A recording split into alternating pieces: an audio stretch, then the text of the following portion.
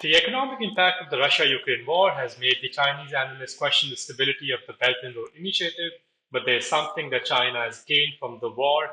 The war has brought Russia to the negotiating table, and Beijing is now moving ahead with the projects that have been pending for a long time.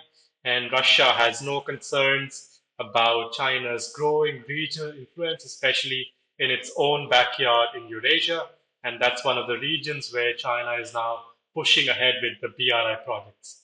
Though Beijing and Moscow had signed a $117 billion worth of energy deal in February, and this was right before Putin launched an offensive on Kyiv, but the impact of the war can be seen now, where Beijing is pushing ahead with key projects which have been underway for a long time, but they had not been realized. There are three projects. First one is the power of Siberia II in Mongolia, where the pipeline will be built from Siberian side into China through Mongolia, and that project has been approved. The Mongolian Prime Minister recently gave an exclusive interview to Financial Times where he mentioned how the project was going. And Russia seems to have no concern or problem with the project now because of its weakened position. The second is China, Kyrgyzstan, Uzbekistan railway project. That project is also going ahead and it will be initiated in 2023, and the construction will allow China to connect regions which were not previously connected, and the region is called the Middle Corridor. This corridor is an alternative to the initial route that China had built through Russia, which would allow China to supply European markets. And therefore, this middle corridor is the new alternative that China is looking to explore amidst the crises in Europe. The third and the last project that China is pushing ahead with is the Baku, Tbilisi, and Kars railway project. It is also part of the middle corridor that will connect Beijing to Europe through a region just below Russia. It's Russia's backyard. And the Chinese analysts are quite excited about the prospect where they don't have to go to Moscow for, getting approvals or getting them on board.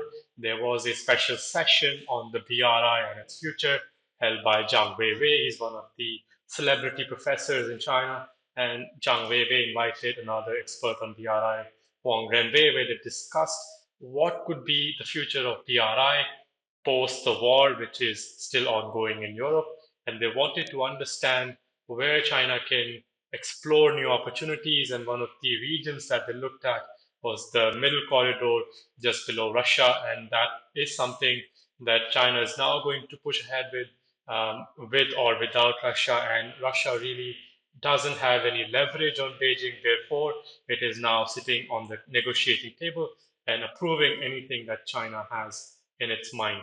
Though it is important to note that the media narrative that we are hearing from the Chinese side and Russian side in English largely portrays that two countries are still together and they are fighting against the Western economic and political system. And that's the common narrative that both Russia and China use when they talk about what's happening in Ukraine.